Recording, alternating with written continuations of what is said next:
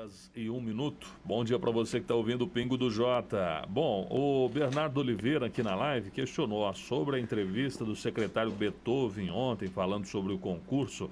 Os aprovados dentro das vagas do edital têm suas vagas garantidas por lei? Não.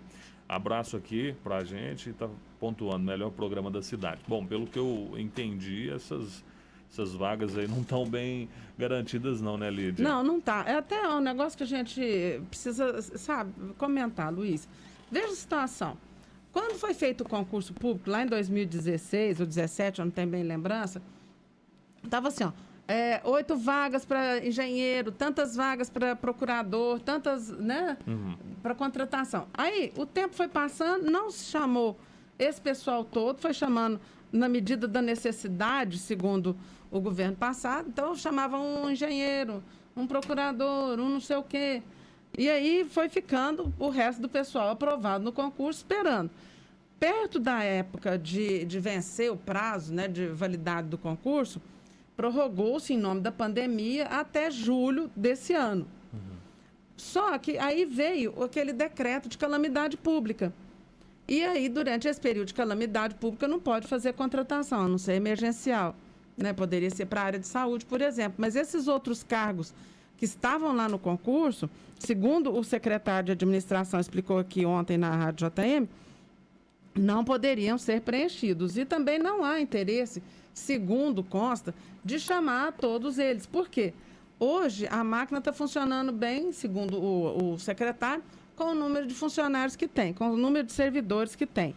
E que não há necessidade, pelo menos por enquanto, de fazer ampliação do quadro. Hoje, a Prefeitura tem 6.914 servidores efetivos, né? Então, isso daí, segundo ele, já é o suficiente.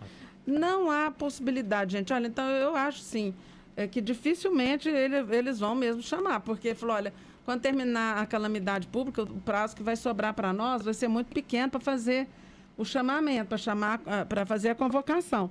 E, portanto, dificilmente esse pessoal vai ser chamado daqui para frente. Eu procuraria outra atividade, porque quem está esperando esse concurso público até hoje, muito difícil de conseguir a vaga. Quem não conseguiu até agora, eu acho muito complicado.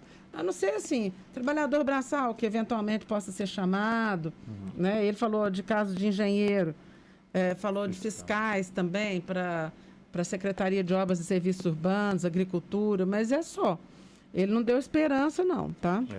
Agora, 9h04, o Joaquim Leocádio falou aqui sobre o pai do Ailton Freitas, nós já pontuamos, ele faleceu após aí se complicar numa cirurgia, estava em Fernandópolis. Vamos falar agora com a Maria Gorete Elias, presidente do Sindicato dos Transportadores de Veículos Escolares. Bom dia, Maria Gorete, está nos ouvindo aí, tudo bem?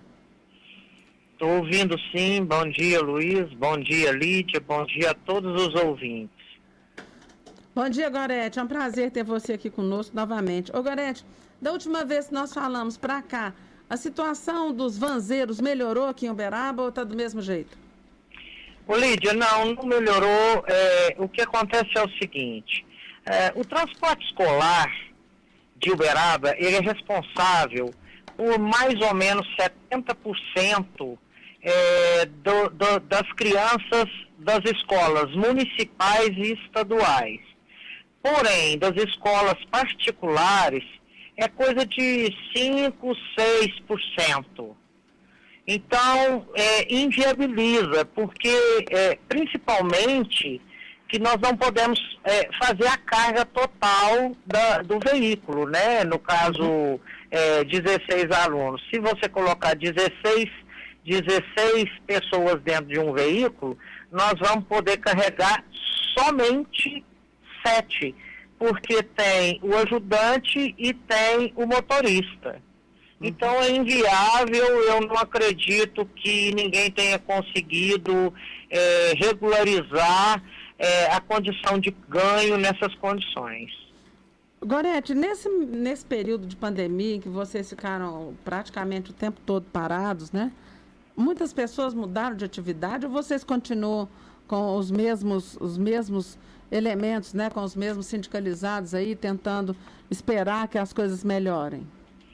Infelizmente, foi uma revolução muito grande no transporte escolar de Uberaba. Nós não tivemos ajuda de espécie alguma, nem do governo municipal, estadual ou federal, porque, inclusive, o presidente vetou o auxílio emergencial para o transporte escolar, né? Então, eu acredito que quando voltar agora, nós somos em 321 vanzeiros, veículos.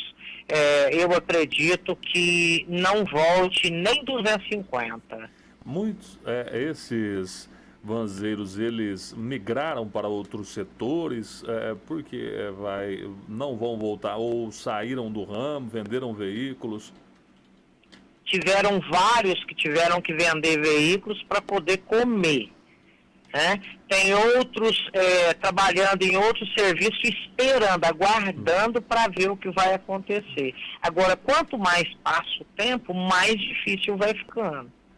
Então, mas na hora que voltarem às aulas presenciais na rede municipal, que é o grosso do serviço de vocês, se essas pessoas não puderem voltar, e ainda esses que venderam vans, esses que mudaram de atividade, enfim, como que vai ficar o transporte, ainda mais que vai ter limitação do quantitativo de pessoas transportadas?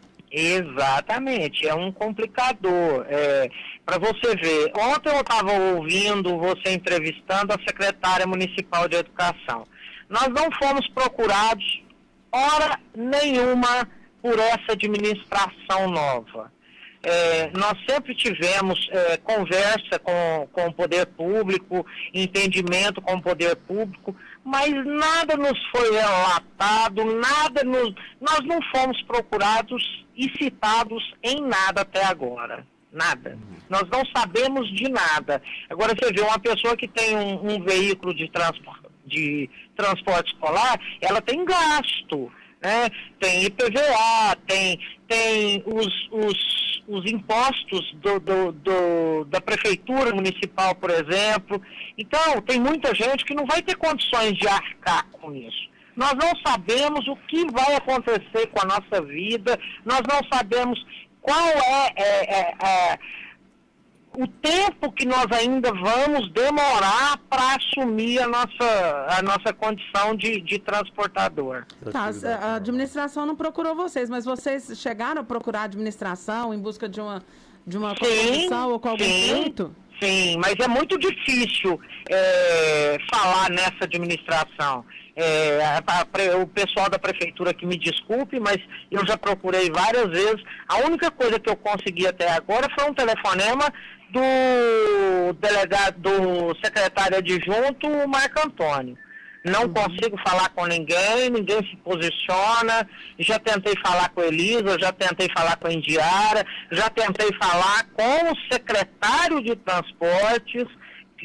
Eu nem conheço ele, mas é difícil, é complicado ter acesso a esse pessoal da prefeitura de hoje. Mas não seria o caso de você tentar o contato com a secretária da secretária de Educação, já que o transporte de vocês é um transporte escolar? Pois o problema é a gente conseguir, viu, Lídia? E o duro, você sabe o que é? É que o nosso sufoco é tão grande que a gente não pode ficar perdendo dias correndo atrás das coisas. Você não consegue através de telefone, você não consegue através de um único contato, entendeu? Porque hoje a gente ganha uma terça parte do que ganhava. Então nós não podemos, nós não temos tempo. Eu, por exemplo, se eu perder 2, 3 dias correndo atrás do pessoal da prefeitura, eu passo necessidade de alimentação. Para você tirar uma base. O que vocês gostariam de pleitear para o governo municipal? Por exemplo, nós estamos pagando imposto, ISS-QM, por uma prestação de serviço que não está sendo realizada. Isso é ridículo. Nós estamos pagando imposto por um serviço não prestado. Para você tirar uma base. Tanta gente teve acesso, por exemplo, à cesta básica, o transporte escolar, não teve condições de ter acesso à cesta básica. Mas no caso específico do ISS-QN, não prestando o serviço, como é que vocês estão pagando? Qual que é a base? Entendeu? É isso que eu estou querendo te explicar. A nossa vida, vamos dizer assim, está toda atrasada. Imposto de ISSQN, imposto de IPVA, tudo. A nossa vida está atrasada, porque, infelizmente, quem conseguiu trabalhar, que eu acredito que tenha sido 30%, 40% da categoria, tudo bem, mas a maioria está parada, totalmente parada, fazendo bico. Então, quando voltar essas aulas, é isso que eu estava te explicando, a gente não sabe qual é a condição desse transportador escolar para regularizar a vida para voltar a trabalhar. Principalmente nas condições que eu acredito que seja 50% da capacidade. No final do ano passado, vocês tinham, até aqui no programa mesmo, tinham pedido para não ter que fazer aquela renovação da licença de transporte. Né? Na época, foi a única coisa que eu consegui com o secretário adjunto, Marco Antônio. E agora, essa licença vale até quando? Somente até o meio do ano agora. Até junho. 30 de junho, Gorete? Exatamente. Como é que chama isso? É uma licença de quê? De vistoria. A licença é uma de vistoria veicular do transporte escolar. Ela é semestral. Vocês já estão tentando renovar essa prorrogação de prazo? Eu estou tentando e eu acredito que eu vá conseguir da forma como eu consegui, em cima da hora, porque antecipadamente a gente não consegue conversar com ninguém. Aí quando a gente vai, corre atrás, pede, implora, explica, chora, grita, esperneia, aí alguém te liga e fala assim, vou prorrogar por 6 meses. Só que a prorrogação é apenas a prorrogação da vistoria, não por exemplo, os impostos, todos eles nós vamos ter que pagar com juros e correção monetária, nós não fomos isentos disso durante o período que nós não trabalhamos. Uhum. Maria Gorete, o sindicato chegou a procurar algum vereador se sensibilizou pela causa? Sim, nós procuramos, inclusive não conseguimos nada por enquanto, parece que todo mundo só está pensando na saúde, especificamente na saúde. Não posso nem lamentar muito isso não, porque realmente nessa pandemia a saúde é o essencial. Uhum. Tá certo. Vamos torcer para que vocês tenham mais sucesso nas novas tentativas, né? Para poder conseguir sensibilizar. E a gente conta com o seu programa, com certeza, Lídia, porque se nós conseguimos o adiamento da vistoria da vez passada, foi através do seu programa. E eu te agradeço muito por isso. Não, a gente está aqui para servir a população de um modo geral. Agora, Gorete, a gente deseja que realmente as coisas possam voltar ao normal. E ontem até, eu não sei se você viu, mas a secretária de Educação falou claramente que por ela já voltaria às aulas de imediato em razão do prejuízo que ela vê para a educação das crianças, né, para o ensino presencial. Agora vamos torcer para que essa situação... Sim, Lídia, mas eu acredito que ela teria que ter uma noção de que 70% da população, dos estudantes, são transportados pelas vans. E eles não tiveram iniciativa nenhuma até agora em relação a isso. Ô Maria Gorete, em um cenário aí que os vanzeiros teriam que trabalhar com metade da capacidade que o veículo suporta, quantos veículos a mais possivelmente teria que ter nesse transporte para atender todos os alunos? Eu acredito que não teria que ter veículos a mais, porque nesse momento eu não acredito que volte a 100% dos alunos. Uhum. Eu tenho certeza que eles não conseguem colocar 100% dos alunos em uma sala de aula.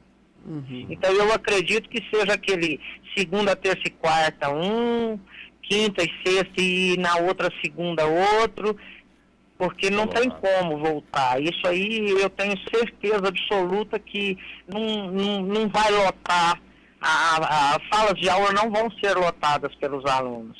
Então, nesse ponto a gente consegue ir levando. Escalonado, né?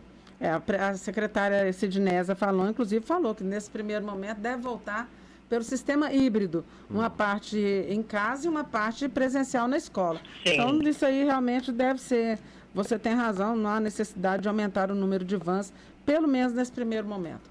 Né? Sim. É isso aí, Gorete. Ó, muito obrigada pela sua participação. Estamos aqui sempre à sua disposição. Um bom dia, uma boa semana. E nós estamos aqui na torcida para que as coisas se resolvam o quanto antes, para que a vida volte ao normal o mais rápido possível. Ok, muito obrigado, Lídia. Muito obrigado, Luiz. Um bom dia a todos. Bom dia para você, Maria Gorete. Bom dia a todos os vanzeiros aí que possivelmente também estão na sintonia e boa sorte aí nos pleitos deles. Principal ponto aí que inclusive ela mencionou, pouca abertura na atual administração. Reclamou bastante aí, bateu muito nessa tecla, hein, Lídia? A Maria Gorete do Elias. Maria Gorete Elias, presidente do sindicato. Bom, agora são 9h17.